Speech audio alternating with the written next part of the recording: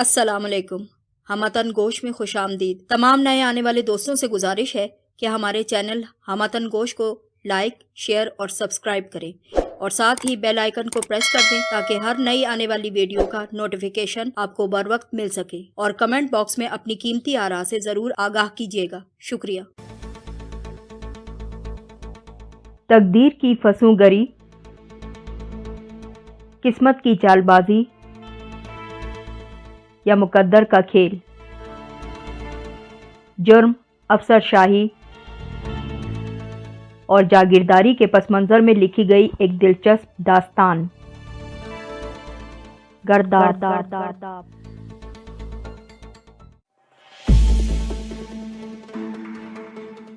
گرداب قسط نمبر 4۔ آ گئی تیری لاڈو بیگم ساتھ تیرے، چل یہ اچھا ہوا، بہت اچھا ہوا۔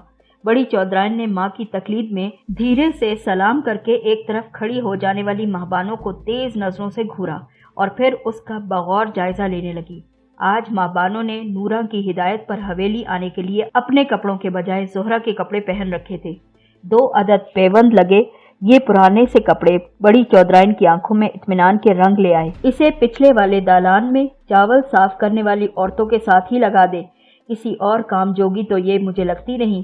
بڑی چودرائن نے نخوت سے نورا کو حکم دیا۔ جب نورا کو حکم ملا تو وہ فوراً ہی ماہبانوں کا بازو تھام کر حکم کی تعمیل کے لیے پلٹ پڑی۔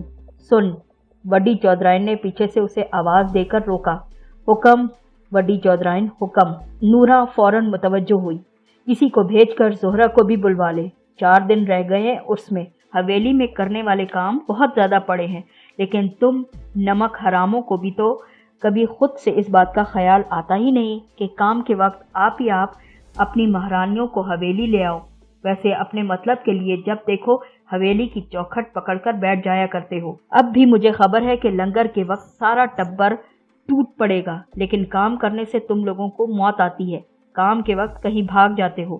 معاف کر دیں وڈی چودرائن، معاف کر دیں، بس میری مت ماری گئی تھی کہ سامنے کی بات کا خیال نہیں آیا۔ میں ابھی کسی کو بھیج کر زہرا کو بلوا لیتی ہوں۔ چودرائن کے بے نقط سنانے پر نورا کے ماتھے پر ایک بل تک نمودار نہ ہوا اور اس نے بڑی عاجزی سے اپنی غلطی کو تسلیم کرتے ہوئے بڑی چودرائن کو تسلی دینا چاہی کہ جلد از جلد زہرا بھی اس کی خدمت میں حاضر ہو جائے گی۔ بڑی چودرائن نے نورا کی اس عاجزی کے جواب میں ایک نخوت بھری ہوں کی اور کسی دوسری طرف کو متوجہ ہو گئی۔ نورا ماہبانوں کو ساتھ لے کر باہر نکل گئی۔ پچھلے دالان کی طرف جاتے ہوئے اس نے راستے میں رک کر حویلی میں کام کرنے والے 12-13 سال کے لڑکے کو زہرا کو بلوانے کے لیے گھر کی طرف روانہ کر دیا اور پھر ماہبانوں کو ساتھ لے کر پچھلے دالان میں پہنچ گئی۔ یہاں گاؤں کی کئی عورتیں چاولوں کے ڈھیر کے سامنے ایک قطار میں بیٹھی نظر آتی تھیں۔ ان کے ہاتھوں میں کھجور کے پتوں سے بنے ہوئے بڑے بڑے سوپ نظر آتے تھے، جن میں چاول ڈال کر وہ بڑی پھرتی سے انہیں پھٹک پھٹک کر صاف کرتی نظر آتی تھی۔ نورا نے ماہبانوں کو بھی اسی قطار میں بٹھا کر ایک سوپ اس کے ہاتھ میں بھی تھما دیا اور خود باورچی خانے کی طرف کو چلی گئی۔ اس کے ذمے برتنوں کی دھلائی کا کام جو تھا وہ بھی تو کرنا تھا۔ کئی افراد پر مشتمل اس حویلی میں جہاں ہر وقت کی مہمانداری بھی لگی رہتی تھی، برتن دھونے کا کام بڑے تسلسل سے جاری رہتا تھا۔ نورا کے علاوہ بھی کچھ دوسری عورتیں اس کام پر مامور نظر آتی تھیں۔ چل چل چھیتی کر اور شروع ہو جا، خالی بیٹھ کر ٹائم خراب کرنے کی نہیں ہوتی ادھر۔ نورا کے جاتے ہی وہاں کام کی نگرانی پر مامور ایک عورت نے ماہبانوں کو ڈپٹا۔ ماہبانوں نے اس ڈانٹ ڈپٹ پر فوراً سوپ کو اٹھا لیا اور دیگر عورتوں کی تقلید میں سوپ میں چاول ڈال کر پھٹکنے کی کوشش کرنے لگی۔ حورا نے اسے گھریلو کام کاج کی تربیت دے رکھی تھی، لیکن 3 افراد پر مشتمل کنبے میں کام ہی کتنا ہوا کرتا تھا۔ دوسرے ماہبانوں کی تعلیمی مصروفیات کی وجہ سے بھی حورا اس پر کام کا زیادہ بوجھ نہیں ڈالتی تھی، اس لیے ماہبانوں بہت زیادہ محنت اور کام کاج کی بالکل عادی نظر نہیں آتی تھی۔ پھر یہاں جس انداز سے چاول صاف کیے جا رہے تھے، اس فن میں تو اسے قطعی مہارت حاصل نہ تھی۔ نتیجتاً اپنی اس کوشش میں اسے سخت ناکامی کا سامنا کرنا پڑا۔ اے لڑکی، یہ کیا کر رہی ہے تو؟ سارے چاول تو نیچے گر رہے ہیں۔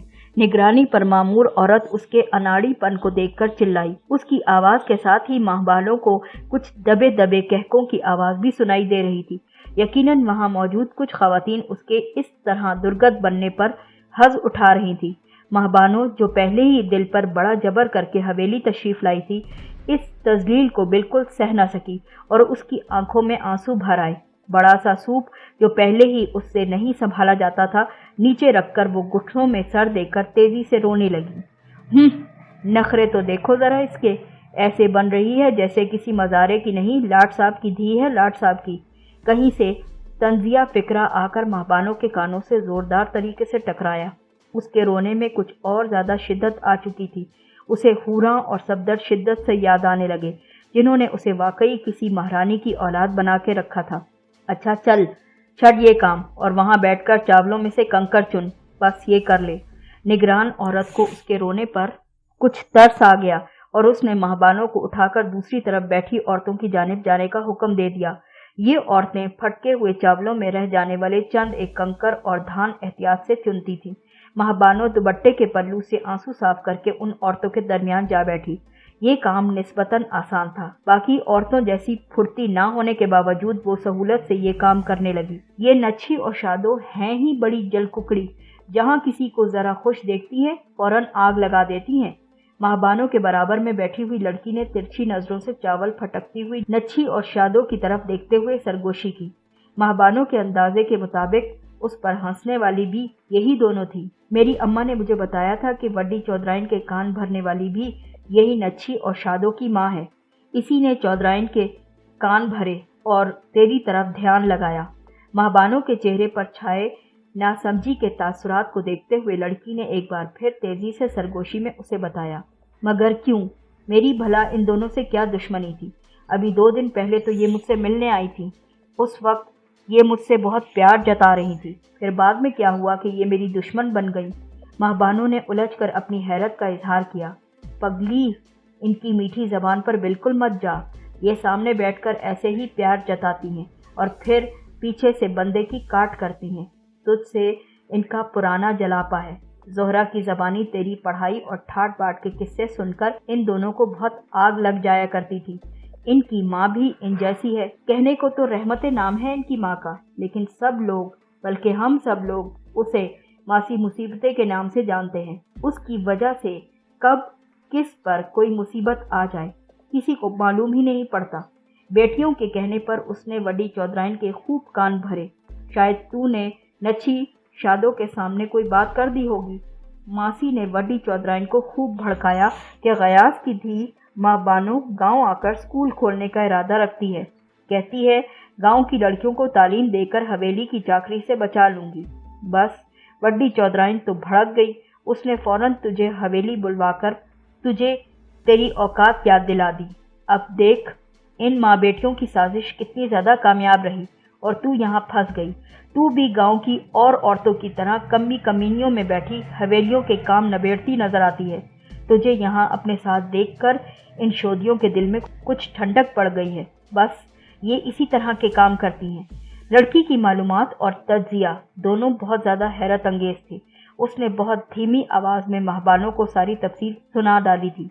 महबानों ने गौर से उसकी तरफ देखा। उसके दिमाग ने 2 साल पहले देखे गए तहतुश शऊर में चले जाने वाले नकूश को दोहराना शुरू किया। तू रानी है ना? तेरा घर नच्छी और शादो के घर के सामने ही था। महबानों की याददाश्त कुछ ज्यादा तेजी से काम करने लगी। 2 साल का अरसा बहुत ज्यादा तो नहीं हुआ करता, लेकिन अपनी गांव में अदम दिलचस्पी के बायस इन तमाम 2 सालों में वो बहुत कुछ भूल भी चुकी थी। पिछली बार मैं आई थी तो तू अक्सर मुझसे किताबें मांगकर पढ़ने के लिए ले जाया करती थी। अब की दफा तूने चक्कर ही नहीं लगाया। पहचान का मरहला तय करने के बाद महबानों ने कुछ शिकवा किया। अब की बारी वक्त ही कहाँ मिला उर्स की वजह से। रोज हवेली आकर देर तक काम करना पड़ता था। मैं बस सोचती ही रह गई कि तेरे पास आऊं और तुझसे मिलूं। वैसे तूने ये बात खूब याद रखी कि मैं नच्छी और शादो के घर के पास रहती हूँ।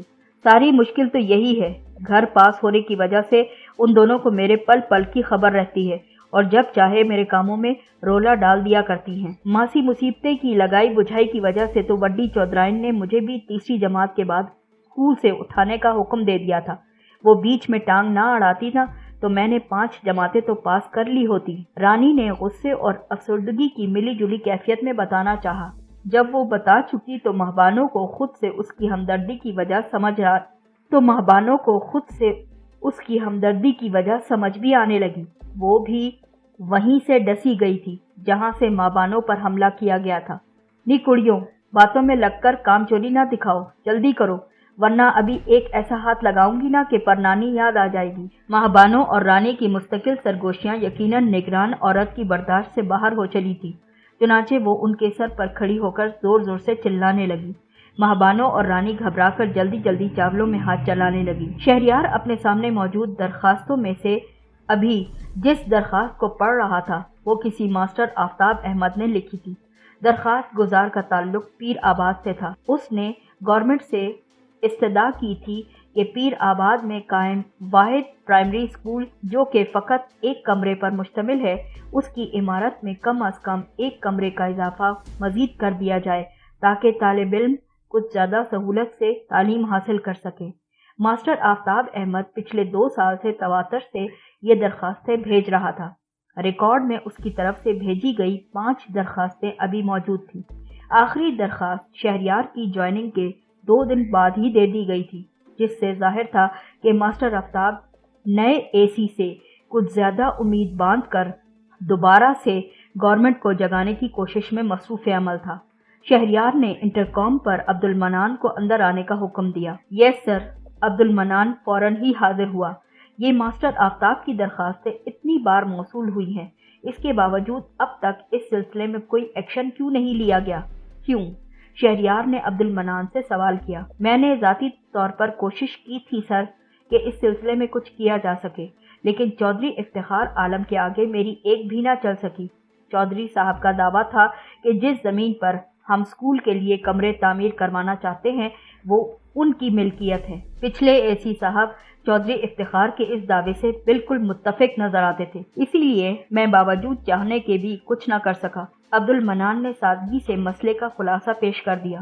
چودھری صاحب کے دعوے کے مقابلے میں سرکاری ریکارڈ کیا کہتا ہے جناب؟ شہریار نے دریافت کرنا چاہا۔ ریکارڈ کے مطابق زمین سرکار کی ہے۔ چودھری افتخار کی زمین کے اس ٹکڑے سے اتصال ضرور ہوتا ہے، لیکن اس کی ملکیت کا دعویٰ سراسر بالکل غلط ہے۔ عبد المنان نے بتایا تو شہریار سوچ میں پڑ گیا۔ وہ سمجھ سکتا تھا کہ اگر چودھری افتخار کی مرضی کے خلاف اسکول کے لیے کمرے یا کمروں کی تعمیر کی کوشش شروع کر دی گئی تو چودھری اس بات کو اپنی انا کا مسئلہ بنا ڈالے گا، لیکن اسکول کا معاملہ ٹالنا بھی اسے مناسب معلوم نہیں ہو رہا تھا۔ آخر کار اس نے درخواست پر اپنی منظوری کا نوٹ لکھ کر دستخط کر دیے۔ متعلقہ محکمے سے بھی منظوری آ جاتی تو تعمیری کام شروع کیا جا سکتا تھا۔ کچھ سوچ کر اس نے دستخط کیے تھے۔ مجھے ایسا محسوس ہو رہا ہے عبد المنان کہ لوگوں کے مسائل پوری طرح ہم تک پہنچ نہیں پا رہے۔ لوگ ہماری بے توجہی سے نالاں ہو کر ہم سے رابطہ کرنا چھوڑ چکے ہیں، یا پھر کوئی خوف ہے جو رکاوٹ بن کر انہیں ہم تک آنے نہیں دیتا۔ پین کو ہولڈر میں رکھتے ہوئے شہریار نے اپنے دل میں پنپتا خیال عبد المنان سے کہنا چاہا۔ دونوں ہی باتیں ہیں سر۔ لوگ عام طور پر اپنے مسائل لے کر اس لیے نہیں آتے کہ یہاں ان کی سنوائی نہیں ہوتی، خصوصاً ایسے کیسز جن کا تعلق کسی طاقتور ہستی سے ہو۔ اسی لیے سامنے نہیں لائے جاتے کہ سنی تو طاقتور ہی کی جائے گی نا، الٹا شکایت کرنے کے جرم میں غریب بیچارہ عطاب کا شکار ہو جائے گا، اسی لیے وہ چپ ہوتے ہیں۔ عبد المنان نے شہریار کے خیال کی تصدیق کر دی۔ تمہارا کیا خیال ہے؟ اس مسئلے کے حل کے لیے ہمیں کیا کرنا چاہیے؟ شہریار اور عبد المنان میں باہمی اعتماد کی کچھ زیادہ ہی فضا قائم ہو چکی تھی، اسی لیے شہریار اس سے مشورہ کرنے میں کوئی حرج محسوس نہیں کرتا تھا۔ اس سلسلے میں کھلی کچہری کا طریقہ کامیاب ہو سکتا ہے سر۔ آپ محض تحریری درخواستیں وصول کرنے کے بجائے ہفتے میں ایک دن ایسا مقرر کر ڈالیں جب ضرورت مند براہ راست آپ سے ملاقات کر کے اپنا مسئلہ بیان کر سکیں۔ اس طرح لوگوں کی جھجک کچھ ختم ہو جائے گی اور ان کا آپ پر کچھ زیادہ ہی اعتماد قائم ہو جائے گا۔ عبد المنان نے تجویز پیش کی جو شہریار کو کچھ زیادہ ہی پسند آئی۔ ویری گڈ، بہت اچھا آئیڈیا ہے، بہت اچھی تجویز دی تم نے مجھے۔ اس نے عبد المنان کو سراہا اور پھر بولا، میرا خیال ہے یہاں ملاقاتیں کرنے کے علاوہ لوگوں سے ان کے علاقے میں جا کر بھی مل لیتے ہیں۔ ہفتے میں کسی بھی دن اچانک کسی علاقے میں جا نکلیں گے اور وہاں کیمپ لگا کر مساجد وغیرہ سے اعلان کروا دیں گے کہ آپ کے ضلع کا AC آپ کے مسائل سننے اور حل کرنے کے لیے خود آپ کی خدمت میں حاضر ہے۔ آپ کے مسائل سننے اور حل کرنے کے لیے خود آپ کی خدمت میں حاضر ہے۔ اس طرح میرے اور لوگوں کے درمیان جو دوری ہے وہ بھی ختم ہو جائے گی اور میں علاقے کی صحیح صورتحال کا جائزہ بھی لے سکوں گا۔ یہ تو بہت ہی اچھی بات کی سر آپ نے۔ عبد المنان، جسے اب تک شہریار جیسا کوئی AC میسر نہیں آیا تھا، شہریار کی بات سن کر فوراً ہی خوش ہو گیا۔ یہ پروگرام تو چلو فائنل ہوا، اب ایک اور کام کرو۔ ماسٹر آفتاب کو کسی سے پیغام بھجواؤ کہ وہ یہاں آ کر مجھ سے خود ملاقات کریں۔ اس کی درخواست یوں تو میں نے منظور کر لی ہے، لیکن آگے بھیجنے سے پہلے صورتحال کو مزید اچھی طرح سے سمجھنا چاہتا ہوں۔ اس کے لیے ماسٹر آفتاب سے ملاقات بہت ضروری ہے۔ اوکے سر، میں آج ہی یہ کام کرواتا ہوں۔ عبد المنان شہریار کا حکم سن کر مستعدی سے بولا۔ کئی سال کی ملازمت میں پہلی بار یہ موقع آیا تھا کہ اسے لگ رہا تھا کہ وہ سچ مچ کوئی کام کر رہا ہے، ورنہ اب سے پہلے تو صرف ڈیوٹی بھگتاتا نظر آتا تھا۔ شہریار خود بھی خوش تھا کہ اسے ایک مستعد اور روشن ضمیر PA کا ساتھ ملا جو اس کے کاموں میں حقیقی معاون ثابت ہو رہا تھا۔ اس باری میں نے بھی وڈے شاہ جی کی درگاہ پر نظر چڑھانی ہے۔ رات کا کھانا کھاتے ہوئے نورا نے غیاث کو اطلاع دی۔ وہ کس لیے جناب؟ غیاث نے تیوری چڑھا کر پوچھا۔ لو جی، اور پوچھو۔ پوچھتے ہو کس لیے؟ کیوں تمہیں خبر نہیں کہ کتنی مشکلیں پڑی ہیں سر پر؟ زہرا کا بیاہ بھی کرنا ہے اور پاس کوئی دھیلا نہیں۔ ادھر اس نگار کو بیاہ کر بھی چین نہیں، 2 برس ہونے کو آئے بیاہ دیا، ابھی تک گود سونی پڑی ہے اس بیچاری کی۔ ممتاز نے تانے مار مار کر اس کی جان آدھی کر رکھی ہے۔ وہ انور بھی ماں کی زبان بولتا ہے نا، اسی لیے اس کو باتیں سناتا ہے۔ صاف دھمکی دے چکا ہے نگار کو کہ اگر 1 برس اور اس کے بچہ نہ ہوا تو اسے فارغ کر کے دوسرا بیاہ کر لے گا۔ اب اتنے ترلے کر کے اپنی جان پر ہزاروں کا قرض چڑھا کر اس لیے تو دھی نہیں بیاہی تھی نا کہ اگلے سال اسے دوبارہ اپنے گھر میں بٹھا لے۔ دھی کا گھر بسائے رکھنے کے لیے کچھ تو ہاتھ پیر مارنے ہوں گے نا۔ میری مت میں تو یہی سمجھ آتا ہے کہ وڈے شاہ جی کی درگاہ پر جا کر جھولی پھیلا لوں، شاید ان کی برکات سے ہی یہ مصیبت ٹل جائے۔ پر تیرے پاس چڑھانے کو ہے کیا؟ وہاں تو لوگ بڑے بڑے چڑھاوے چڑھاتے ہیں۔ نورا کی بتائی ساری تفصیل سننے کے بعد غیاث نے تشویش سے پوچھا۔ سوچتی ہوں اپنا یہ چھلا چڑھا دوں۔ شاہ جی کی دعا سے زہرا کے بیاہ کا بندوبست ہو گیا اور نگار کی گود بھر گئی تو سمجھو اس چھلے کی قیمت وصول ہو جائے گی۔ نورا نے اپنی انگلی میں موجود سونے کے حلقے سے چھلے کی طرف اشارہ کر کے کہا، چل کر کے دیکھ لے یہ تدبیر بھی تو۔ بڑے لوگوں کی جھولیاں بھری ہیں شاہ جی کی برکت سے، شاید ہم پر بھی کوئی عنایت یا کرم ہو جائے۔ غیاث نے گویا نورا کے فیصلے کی توثیق کر دی۔ پر مشکل یہ ہے کہ میں عرس کے روز درگاہ پر منت ماننے جاؤں گی کیسے؟ اس روز تو حویلی میں اتنا کام ہوتا ہے کہ میں قدم بھی باہر نہیں نکال سکوں گی، اور منت میں نے عرس والے دن ہی ماننی ہے۔ کہتے ہیں اس روز جو منت مانو گے وہ ضرور پوری ہوتی ہے۔ نورا پوری طرح اپنی ضعیف الاعتقادی کے جال میں پھنسی پڑی تھی۔ یہ تو ہے، خیر تو نے کیا حل سوچا اس بات کا؟ غیاث پوری سنجیدگی سے نورا کی پریشانی میں شریک تشویش کا شکار تھا۔ میرے دماغ میں یہی ترکیب آئی ہے کہ میری جگہ تو جا کر نظر چڑھا دے اور منت مان لے۔ کام تو اس روز تجھے بھی 10 ہوں گے، پر تو پھر بھی بیچ میں سے موقع نکال کر نکل سکتا ہے۔ نورا نے کچھ حل بتایا۔ ٹھیک ہے، پھر میں ہی کر لوں گا یہ کام۔ غیاث محمد نے آمادگی ظاہر کرنا چاہی۔ کیا ہو گیا ہے آپ لوگوں کو؟ کیسے کچے عقیدے کی باتیں کرتے ہیں آپ لوگ؟ یہ مزاروں پر نظر وزر چڑھانا سب بیکار باتیں ہیں۔ جو کچھ مانگنا ہے صرف اللہ سے مانگیں، وہ ہی دینے والا ہے، وہی تمام مرادیں پوری کرنے والا ہے۔ ماہبانو جو بہت دیر سے خاموشی سے ساری گفتگو سن رہی تھی، آخر اس نے دونوں ماں باپ کو ٹوک دیا۔ توبہ کر لڑکی، توبہ کر، یہ بزرگوں کے لیے ایسی باتیں منہ سے مت نکالا کر، بڑی برکت ہوتی ہے ان کے کاموں میں۔ نورا جو اس کام کو بہت اعتقاد سے کرنے کے لیے بیٹھی تھی، اس نے فوراً ماہبانوں کو ٹوکا۔ مان لیا کہ بزرگوں کی برکت ہوتی ہے، لیکن یہ حویلی والوں کے پرکھوں سے تو کوئی فیض حاصل نہیں ہو سکتا ہم لوگوں کو۔ جیسے ظالم اور مغرور لوگ یہ ہیں نا، ویسے ہی ان کے بزرگ بھی ہوں گے۔ جو لوگ جیتے جی اپنی ذات سے کسی کو فائدہ نہیں پہنچا سکتے، وہ مرنے کے بعد خاک کسی کے کام آئیں گے۔ کیا ہو گیا ہے آپ لوگوں کو؟ ماہبانوں نے اعتراض کیا۔ بند کر اپنی یہ فضول بک بک، تیری تعلیم نے تجھے یہ الٹے سبق پڑھائے ہیں نا، پر ہم तेरी इन उल्टी सीधी बातों में कभी नहीं आएंगे। नूरा अच्छी खासी गजबनाक हो चुकी थी। मेरा क्या है, मत मानो मेरी बात को, मेरा काम तो तुम सब लोगों को समझाना है। महबानो ने जवाबन बेनियाजी से शाने उचकाए। तू छोड़ दे हमें ये समझाने बुझाने का काम। 4 जमातें क्या पढ़ ली है, खुद को ज्यादा ही काबिल समझने लगी है। इस बेलगाम जबान की वजह से ही तुझ पर ये वक्त आया है कि अच्छा भला आराम छोड़कर आज हवेली वालों की चाकरी तुझे करनी पड़ती है। जरा जबान को काबू में रखती ना और तेरे मेरे आगे उल्टी सीधी बकवास ना करती तो ये 4 दिन के सुख वाली जिंदगी आराम से गुजर जाती तेरी। अब भुगत ले सारे काम। नूरा का हवेली रोज का आना जाना था, चुनांचे उसे भी माँ बहनों पर टूटने वाली उस्ताद की वजह बिल आखिर मालूम हो गई थी। अब वो इसी हवाले से उसे ताने तशने देती थी। मुझे मेरी जबान ने नहीं फंसाया अम्मा, मुझे तुम लोगों की बेजबानी ने फंसाया है।